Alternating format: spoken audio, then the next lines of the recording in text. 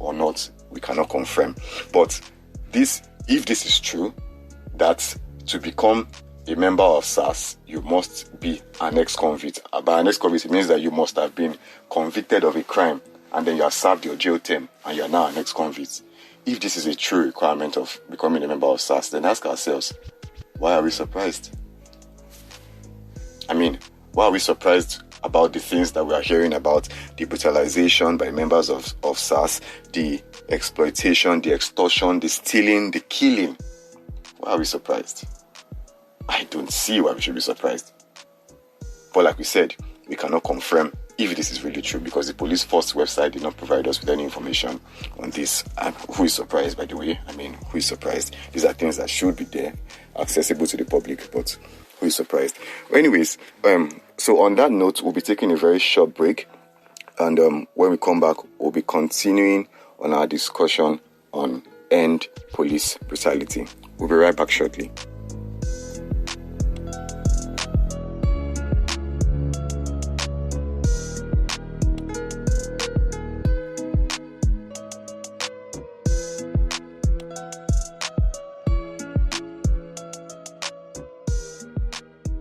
Alright, welcome back. I still remain Eustace. My name is Eustace and we are on Assorted with Eustace. This is AFAC Online Radio. Don't forget to follow us on Instagram. We are at AFAC Online Radio on Instagram, and also on Twitter we are at AFAC Online FM. Right, so we're discussing on end police brutality, and then we spoke about whether SARS is really necessary. We consider the police bill. We also consider the application requirements that you must be an ex-convict to be a member of SARS. Now, one other thing that I want us to consider to discuss is on the victims, the large number of victims of SARS brutality and police brutality as a whole. Most recently, we have the instance of Mr. Jimoh Isiaq. I hope I pronounced that correctly. Mr. Jimoh Isiaq, who was murdered allegedly by a spray of bullets, so to speak. He was whether he was one of the protesters or not is not it has not been confirmed, but it doesn't even really matter whether it was an onlooker or it was a protester. Nobody should be killed for protesting, because to my understanding, all the protests being conducted so far, even before Mr. Jimoh Isiaq was murdered in Ogbomoso or your state, all of them were being conducted peacefully. So after Mr. Jimoh was murdered, the police force, I heard there was some intel on TVC that the police force came to claim that no shots were fired, nobody was killed. But I saw Mr. Jimoh's corpse for myself. I saw it myself on social media.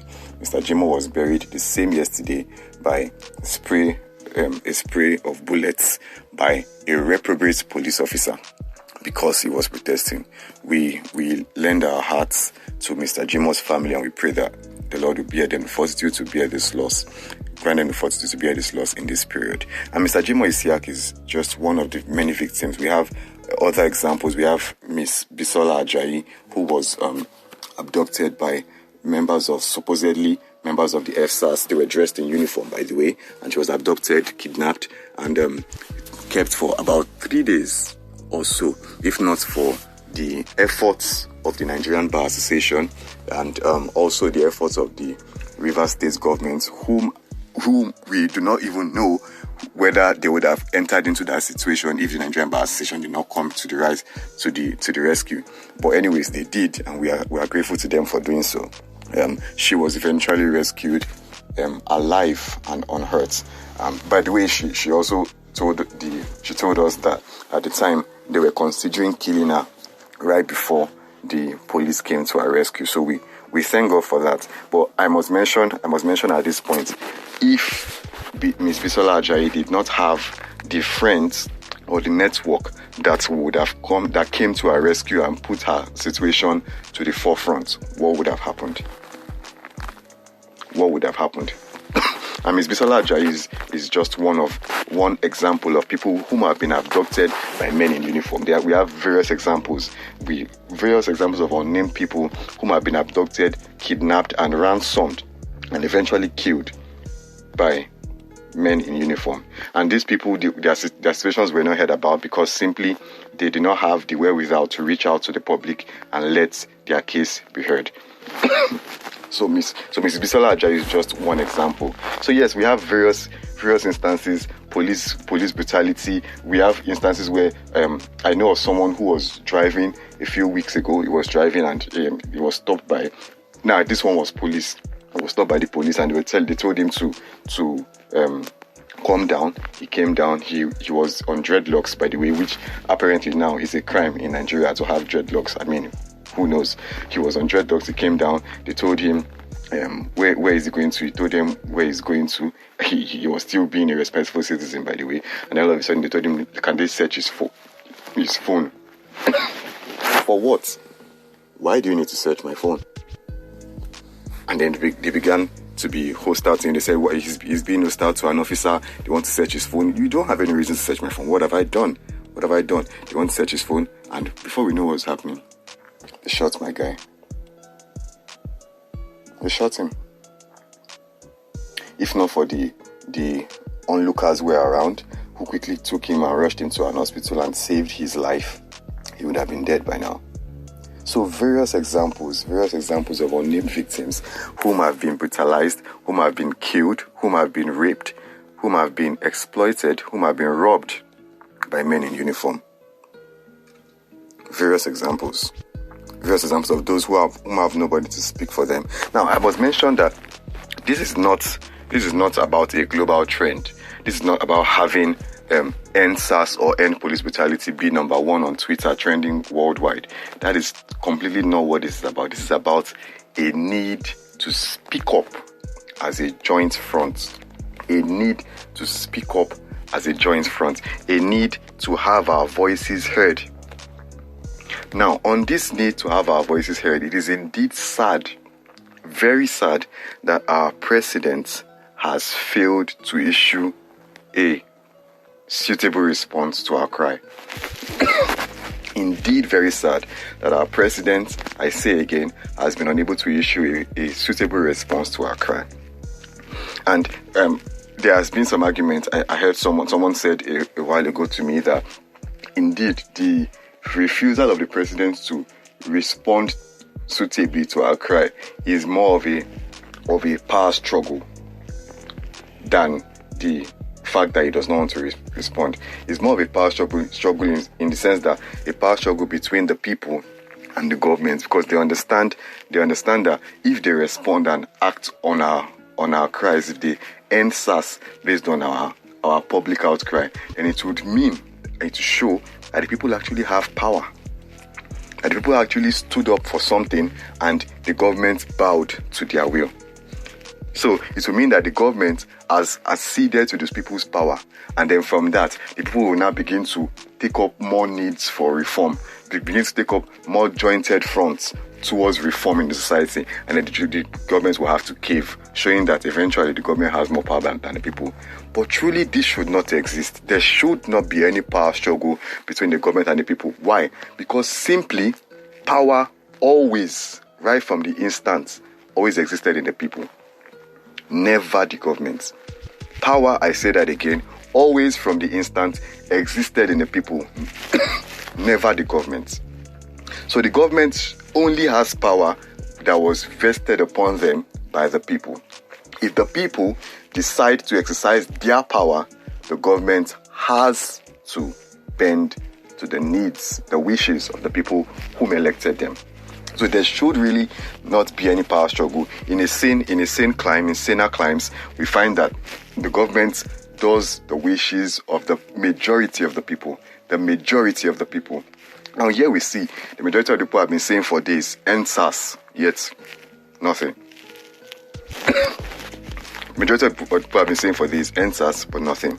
So we see that indeed this is a large and utter lack of a show of concern by Mr. President. One example that comes to my mind is this. President Donald Trump of the United States a few days ago put up online that he was positive of COVID-19. Now, whether he was or not, we do not know. Some say it was a political stunt. Some say he was. We do not know. But anyways, my focus is this. A few days after Mr. Trump did this, our president, our beloved president, put up online a message of solicitation, so to speak, wishing Mr. Trump a quick recovery. Millions of kilometers away, our president wished Mr. Trump a quick recovery. Today, we are shouting, "End SARS, end police brutality." And the best response that our president could come up with is, there are members of the society, of the police force, there are patriotic members of the police force whom have been doing their work, and we will continue to support them, those members of the police force whom have been doing their job of protecting the nation as they should. Really? Really? Really? Who cares if they are members of the police whom are good and patriotic? Of course, we know that they are members of the police whom are good and patriotic, but that was never the issue. The issue was never that we should end the police force. The issue was never that you should close down the police force and we don't want to have the police again because all the police members are bad. The issue has always been end police brutality, end SARS. That's arm of the public, of the police force, whom are brutalizing the public. Now, whether or not SARS has some good eggs is not even the question here, because the proof is this, the truth is this: there are certain arms of occupations that are not allowed to have bad eggs. One example is doctors. Imagine if we say, they are good doctors, but there are some doctors that just decide that, okay, today I feel like killing someone in a surgery. Or we say, there are some good pilots, but there are pilots that say, today I just want to land this plane in a very bad manner so that everybody here will die. I'm a bad egg. So you see that there are some occupations that are not allowed to have bad eggs, and the police force is one of them. SARS is one of them. So if they have bad eggs, end police brutality. The question is not about addressing the majority that are good. The question is, those minority that are not good, they have destroyed the essence of the majority. I'll give an example. I'll give a few examples.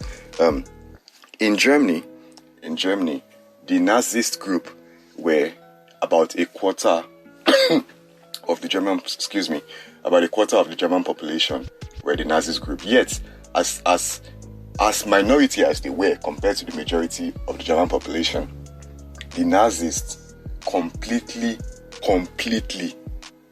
destroyed Germany. Completely overtook Germany as minority as they were. Another example, we have billions of peaceful Muslims all over the world. Billions. Yet it took just 19 extremists to cause the 911 jihad, the 911 issue in US. By 911 I mean 9/11, September 2011 in the US. A minority few, a few bad eggs. Another example, the African slave trade. Now, the perpetrators of the slave trade were just a minority of the European population. Yet, those minority were enough to bring down Africa to its knees. Those minority were enough to take the riches of Africa, the people of Africa, and bring them to their knees. The minority. So this is really not about whether we have a majority that are good. This is about this minority that are bad. They have destroyed the essence of why they were established. And what did we do when we wanted to with all these instances that I've given now, what did we do? We ended the Nazis. We ended them. We ended the slave trade completely. That is exactly what we